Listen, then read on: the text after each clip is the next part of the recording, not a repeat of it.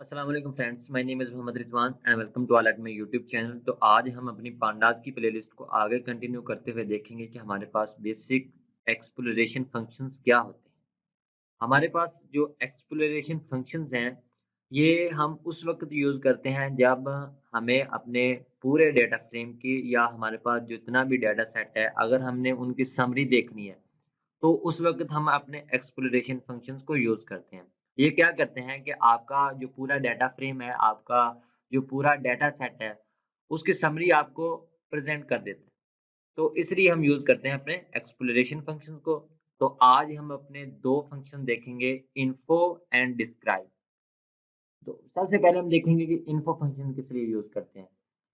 The info functions in pandas provide a summary of data frame। ये क्या करता है कि आपके डेटा फ्रेम की समरी आपको प्रोवाइड करता है। जो समरी प्रोवाइड करता है वो किस स्ट्रक्चर में होती है?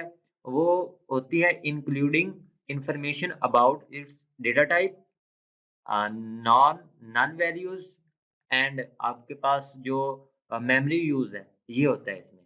ये क्या करता है कि जो आपको समरी देगा, उसमें ये बताएगा कि आपके पास जितने कॉलम्स हैं उनकी डेटा टाइप क्या है, उसमें से नल वैल्यूज कितनी है और नॉन नल वैल्यूज कितनी है, और उसके बाद बताएगा कि आपके पास जो डाटा है ये कितनी मेमोरी में जगह ले रहा है। तो यही आज देखेंगे हम। तो सबसे पहले मैं क्या करता हूँ, यहाँ पर एक डेटा फ्रेम क्रिएट करता हूँ। तो मैंने यहाँ पर एक डेटा मैंने बना लिया है। डेटा नाम से मैंने डिक्शनरी बनाई, जिसमें मेरे पास स्टूडेंट की आईडी है, उसकी एज है, उसकी हाइट है, उसका वेट है और उसके मैथ के स्कोर है और इंग्लिश के स्कोर है। अब मैं क्या करता हूँ कि यहाँ पर मैं साथ ही अपनी numpy की जो लाइब्रेरी है उसको भी इंपोर्ट कर लेता हूँ। यहाँ पर मैं क्या करता हूँ, इंपोर्ट सॉरी numpy नहीं, pandas एज़, इसका मैं एलिस बनाकर पीडी रख लेता हूँ। और यहाँ पर जो मेरा ये डाटा है, ये डिक्शनरी है, इसको मैं डाटा फ्रेम में कन्वर्ट करूँगा। तो मैं यहाँ पर डीएफ इक्वल टू अगर करूँ पीडी डॉट डाटा फ्रेम और उसमें मैं अपना ये डाटा पास कर दूँ और फिर मैं क्या करूँ, अपने डीएफ को देखूँ, तो ये मुझे कुछ इस तरह से नज़र आ रहा है। तो आप देख सकते हैं कि ये मेरे पास एक डाटा फ्रेम क्रिएट हो चुका है, जिसमें मेरे पास जो कॉलम्स के नेम आज आ रहे हैं, वो है स्टूडेंट आईडी, उसकी एज, हाइट है, उसकी वेट है और मैथ के स्कोर आ रहे हैं और इंग्लिश के स्कोर आ रहे हैं मेरे पास। ये मैंने एक अपना डाटा फ्रेम क्रिएट कर लिया। अब मैंने क्या करना है कि अपने इस डाटा फ्रेम पर अपना इन्फो फंक्शन को अप्लाई करना है। ठीक है? तो ये वाला जो इन्फो फंक्शन है, अब मैं क्या करूँगा कि इस पे इन्फो फंक्शन अप्लाई करता हूँ। यहाँ पर मैं अगर डीएफ डॉट इन्फो फंक्शन आपने अप्लाई करना है, तो उसके लिए सिंपल आप लिखोगे इन्फो और अब इसे आप रन करो। आप रन बटन पे क्लिक करके इसे एग्ज़ीक्यूट कर सकते हो।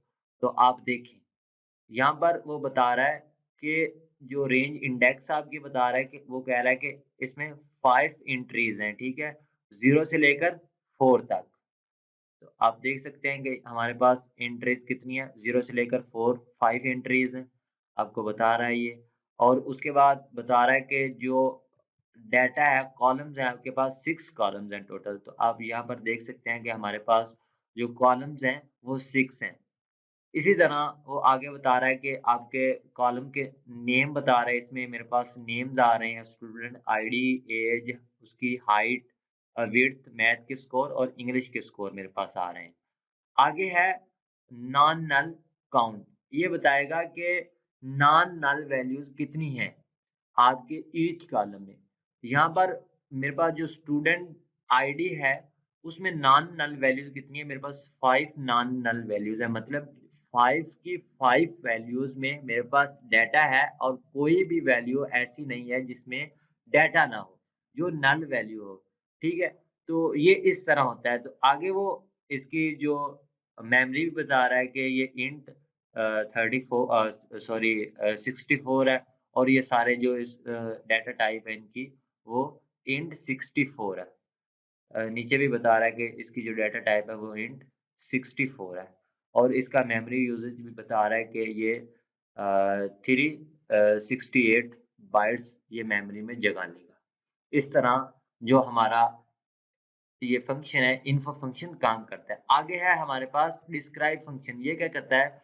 Describe function generates summary statistic for numeric column in a data frame. ये क्या करता है कि आपके जो डाटा फ्रेम में न्यूमेरिक कॉलम है, उनकी स्टैटिस्टिक की समरी जनरेट करके आप लोगों को देता है।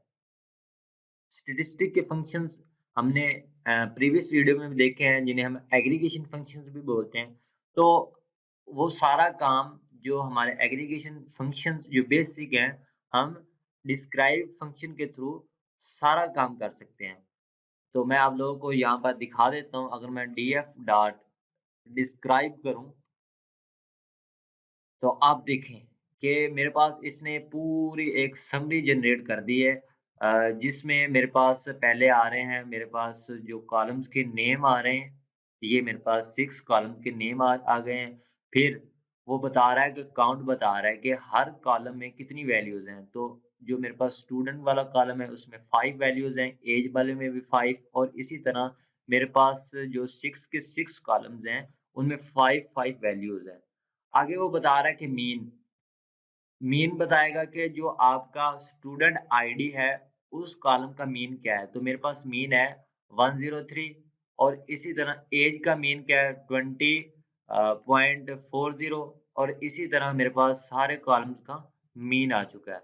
उसके बाद वो बता रहा है कि स्टैंडर्ड डेविएशन के मेरे पास हर कॉलम का ये सेपरेट स्टैंडर्ड डेविएशन बता रहा है। स्टूडेंट जो आईडी है उसका स्टैंडर्ड डेविएशन 1.5 है, एज का स्टैंडर्ड डेविएशन 1.140 है, इसी तरह हाइट का स्टैंडर्ड डेविएशन 6.85, और मेरे पास वेट का जो स्टैंडर्ड डेविएशन वो 7.6, और इसी तरह जो दूसरे मेरे पास कॉलम्स हैं उनका भी स्टैंडर्ड डेविएशन बताया है इसमें।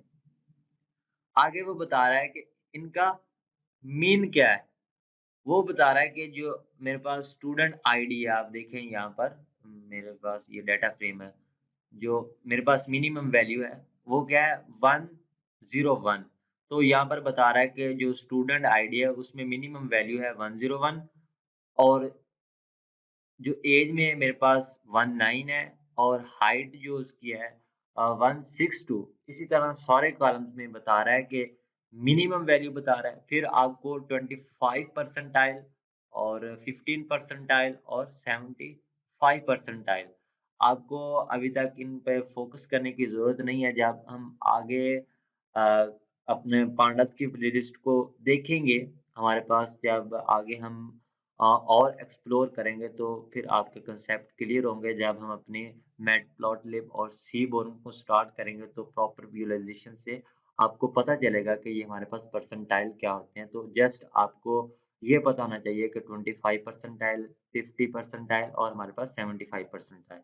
और इसके बाद हमारे पास जो मैक्स है, मैक्स ये क्या करता है कि आपके जो स्टूडेंट आईडी है उसमें मैक्सिमम वैल्यू 105 है, इसी तरह एज में 22 है, इसी तरह मेरे पास हाइट है उसमें 180 है। इस तरह ये क्या करता है कि आपकी जो मैक्सिमम वैल्यू है वो आपको बताता है। इस तरह क्या कर सकते हैं कि आप डिस्क्राइब फंक्शन के थ्रू आप अपने पूरे डाटा फ्रेम की एक समरी जनरेट कर सकते हैं, जिसके थ्रू आपको पता चलता है कि जो मेरा डाटा फ्रेम है, मेरा डाटा सेट है, वो किस टाइप का है। तो आई होप आप लोगों को समझ आई कि हमारे पास एक्सप्लोरेशन फंक्शंस क्या होते हैं और हम किस तरह यूज़ करते हैं इन्हें। तो ये बेसिकली ये बहुत फ़ायदा देते हैं जब आप अपना डाटा एनालिसिस कर रहे होते हैं, क्योंकि ये बहुत लेंथी काम को बहुत ही सिंपल वे में और बड़ी तेज़ी के साथ ये आपको काम करके देते हैं, जो आपके ये फंक्शंस हैं इन्फो एंड डिस्क्राइब। तो आई होप आप लोगों को एक बेटर अंडरस्टैंडिंग मिली। अगर आप लोग डेटा साइंस सीखना चाहते हैं तो प्रॉपर मेरी एक प्लेलिस्ट है, आप मेरे चैनल पर जाके प्लेलिस्ट को एक्सेस करें और मेरी वीडियोस देखें।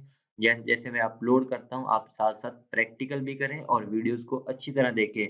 और दूसरा, ये जो मैंने वीडियो बनाई है, ये मैं जो ये मेरी जुपिटर नोटबुक में जो मैंने ये फाइल बनाई है, मैं आप लोगों को ये शेयर कर दूंगा। इसका लिंक मैं डिस्क्रिप्शन में डाल दूंगा, तो वहां से जाकर आप इसे डाउनलोड भी कर सकते हैं और अपने प्रैक्टिकल में भी इसे यूज़ कर सकते हैं। Thank you so much guys for watching my video. अल्लाह हाफ़िज़।